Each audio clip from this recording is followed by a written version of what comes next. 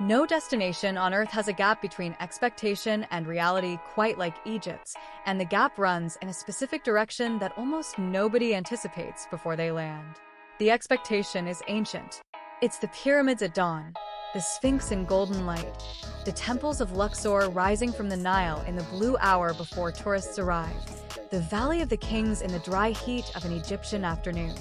It's a civilization 3,000 years old, preserved in stone with a completeness that no other ancient culture matches, available to walk through and touch, and stand inside in a way that the word extraordinary barely begins to describe. This expectation is correct. The monuments are real. The grandeur is real. The experience of standing in front of the Great Pyramid of Khufu and understanding, in your body rather than your head, the scale of what you're looking at. This is one of the most genuine and most irreducible travel experiences available anywhere on Earth. What the expectation doesn't include is the country the monuments are in. Egypt is a nation of 100 million people, the most populous country in the Arab world, a living and complex society navigating a difficult economy, a particular relationship between its Islamic identity and its pre-Islamic past, a tourism industry that has been through repeated crises and recovered from them, and a daily texture of urban life in Cairo that is as dense, as noisy, as human, and as overwhelming as any megacity on Earth. The pyramids of Giza are not in a remote desert. They are on the edge of Cairo's western suburbs, visible from apartment blocks and accessible via roads lined with hotels, shops, and the accumulated commercial infrastructure of a century of mass tourism. The gap between the monument and its surroundings, between the image that exists in every human mind who has ever seen a photograph of a pyramid and the physical reality of arriving there by cab from a Cairo hotel, is the most significant culture shock in Egyptian travel, and it is almost entirely self-inflicted, because the information that would prepare you is readily available and almost nobody processes it before the cab pulls up. This is the foundational mistake. Arriving with the idea of Egypt rather than the country of Egypt, and being surprised when the country is present, loudly and insistently, around every monument you came to see. Start with Cairo, because Cairo is where the adjustment needs to happen and where most visitors get it wrong in one direction or the other. Cairo is one of the great cities of the world in the specific sense that matters. It is a city of genuine depth, with layers of history visible simultaneously in a way that almost no other urban environment can match. Islamic Cairo, the medieval city around the Al-Azhar Mosque and the Khan Al-Khalili Bazaar, is a UNESCO World Heritage Site and a living neighborhood simultaneously, where the minarets and the medieval street patterns coexist with mobile phone shops and coffee stalls and children walking home from school. Coptic Cairo, further south along the Nile, contains some of the oldest Christian churches in existence and a community whose presence in Egypt predates the Islamic conquest by centuries. The Egyptian Museum on Tahrir Square, soon to be superseded by the new Grand Egyptian Museum near the pyramids, holds the largest collection of ancient Egyptian artifacts on Earth, including the entirety of Tutankhamun's tomb contents in a display that is genuinely overwhelming in its completeness and its intimacy. The mistake tourists make with Cairo is almost always one of two opposites. The first is spending too long there, treating it as the entire trip, when Cairo is the gateway to a country that extends nearly 1,000 kilometers south along the Nile to Abu Simbel, and that contains, at Luxor, at Aswan, at the temples between them, some of the most significant ancient monuments in the world, visited by a fraction of the tourists who see the pyramids and consider the Egyptian part of their trip done. The second is spending too little time, treating Cairo as a transit point to Luxor and rushing through a city that requires several days to move from disorienting to genuinely extraordinary. 2 full days in Cairo, minimum, is the right calibration, enough to absorb the Egyptian museum properly, to walk the Khan Al-Khalili without feeling rushed, to understand what kind of place you're in before you head south along the Nile. The pyramids deserve their own treatment, because the logistics of visiting them produce more disappointment than the monuments themselves ever would on their own. The Great Pyramids of Giza are, genuinely, as extraordinary as any human achievement on Earth.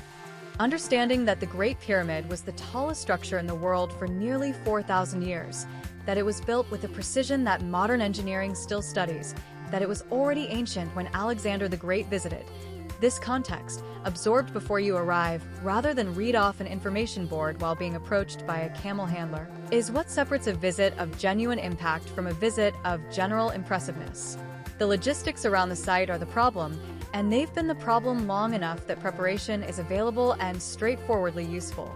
The plateau has official and unofficial guides, and the distinction matters. The man who approaches you at the gate offering to show you things the normal tour doesn't include is not offering what he says he's offering, and the detour he suggests will end at his cousin's papyrus shop or his friend's perfume store. The camel and horse operators who operate on the plateau are persistent in a way that requires confident, repeated, good-natured declining rather than a single polite refusal. The tickets for the interior of the pyramids, if entering the burial chamber is important to you and the experience is specific and worth having, sell out early on busy days and need to be arranged in advance. The best time to be on the plateau is early morning before the tour buses arrive, and the worst time is midday in summer when the heat and the crowds arrive simultaneously. None of this is presented to frighten anyone away. The pyramids, managed correctly, remain one of the most powerful experiences available in travel. The preparation is the management, and without it the experience is diminished by the logistics in ways that are entirely preventable. The Nile corridor south of Cairo is where the second and deeper Egypt lives, and it's the part most tourists either rush through or approach only from a cruise deck. The Nile cruise from Luxor to Aswan, or the reverse, is genuinely one of the better ways to see the temples between the two cities. The temples of Ambo and Edfu, specifically, which are among the best preserved in Egypt and which the cruise structure deposits you at cleanly and at the right times. But the cruise also creates a specific barrier between the traveler and the country that the temple-rich South deserves. From a cruise deck, the Nile's banks look idyllic and agricultural and essentially unchanged from 3,000 years ago, which is partly true and leaves out the towns and the people and the contemporary Egypt that exists between the temple sites. Luxor is the place where the ancients and the moderns exist in the most immediate proximity anywhere in Egypt. The Karnak temple complex, which was built, expanded, and modified over approximately 2,000 years by dozens of pharaohs, is the largest ancient religious site in the world. The hypostyle hall alone, its forest of columns each wider than a person's armspan, is the kind of architectural space that produces silence in visitors in the middle of a crowd. The Valley of the Kings on the west bank of the Nile across from Luxor contains the tombs of the pharaohs of the New Kingdom, including Tutankhamun's, and the painted interiors of the open tombs are so vivid, so well-preserved, and so close. You walk through corridors of 3,000-year-old art without glass between you and it, that the encounter has a quality no museum can replicate. Aswan, further south, is the most enjoyable city in Egypt to actually be in rather than to visit monuments in a smaller, cleaner, slower city on the Nile with Nubian architecture and culture distinct from the Arab Egypt of the north, with the Great Philae Temple on its island in the reservoir, and with the Abu Simbel temples another 280 kilometers south that are worth the early morning flight or drive specifically because the experience of standing in front of Ramesses II. Colossi is one of the moments Egyptian travel builds toward. The food mistake in Egypt is consistent and avoidable, and it follows the pattern familiar from other destinations with a specific Egyptian texture. Egyptian food is genuinely excellent and almost entirely unknown internationally because the tourist circuit feeds visitors a narrow selection of what exists. Koshari, the national dish of rice, lentils, macaroni, crispy onions, and tomato sauce, assembled at roadside shops that specialize in nothing else, is one of the great cheap meals in the world and costs almost nothing and is eaten by millions of Egyptians daily and is not on the menu of a single restaurant on the tourist circuit in Luxor. Full medams, the slow-cooked fava beans served with olive oil and cumin, is the breakfast that Egypt runs on and is available at Egyptian breakfast spots for almost nothing and is rarely ordered by tourists who defaulted to the hotel breakfast buffet. The street food in Khan el-Khalili, the tamaya falafel, the feta pastries, the fresh squeezed juices from carts with citrus stacked in pyramids, is the food of the city operating for itself, and it's entirely accessible to anyone willing to engage with it rather than retreating to a restaurant with an English menu and a tourist-adjusted version of dishes that exist in better form 15 meters away. The safety conversation needs to happen because it shapes decisions before anyone arrives, and the shaping is often outdated. Egypt has experienced genuine instability in the years following the 2011 revolution and the subsequent political transitions, and international travel advisories have reflected this in ways that lingered in collective memory long after the specific circumstances that prompted them. The Egypt that exists now for tourists, particularly along the primary Nile corridor from Cairo to Aswan, in the Sinai resort areas of Sharm el-Sheikh and Dahab, and in the Red Sea coast around Hurghada, is operating at a tourism level that has largely recovered from the post-revolutionary decline. And the experience of visiting these areas is more straightforwardly manageable than the lingering reputation suggests. The genuine security considerations are geographically specific rather than nationally uniform. The Sinai Peninsula's interior and the border regions near Libya and Sudan carry real risk and are appropriately flagged in current advisories. The Nile corridor, the major tourist cities, and the Red Sea coast are in a different category entirely, visited by millions of tourists annually without incident in ways that the blanket "Egypt is dangerous" perception, still present in some markets, doesn't reflect. Checking current, specific guidance for the particular areas on your itinerary, rather than applying a national-level impression, produces a more accurate and more useful assessment than either "it's fine" or "don't go." The bargaining reality in Egypt is similar to Morocco, but more concentrated around specific tourist sites and worth addressing directly. Egypt has a tourist economy built around significant price differentiation between local and visitor rates, and a culture of negotiation in markets, and with transport that operates by its own logic. The correct response is neither to pay the first price asked, nor to treat every transaction as an adversarial extraction.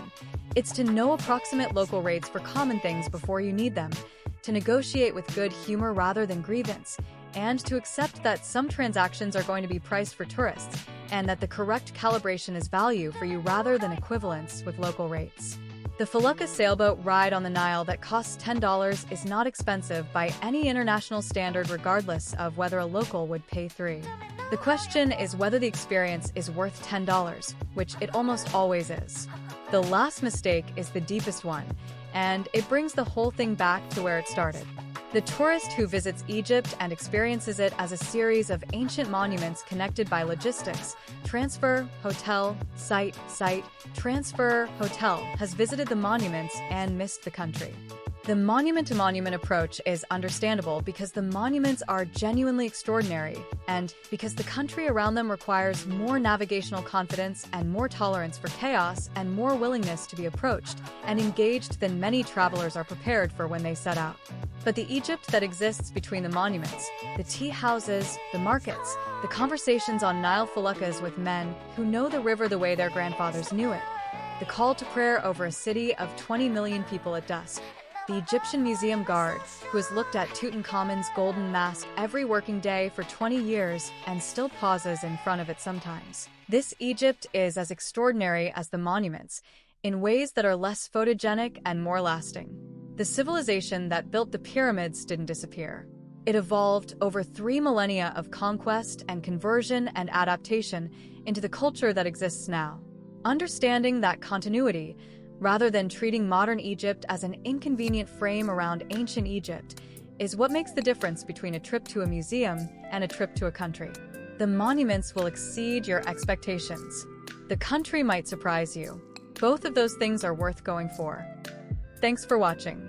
If you found this useful, smash that like button and subscribe to When to Travel. We're all about helping you make smarter travel decisions.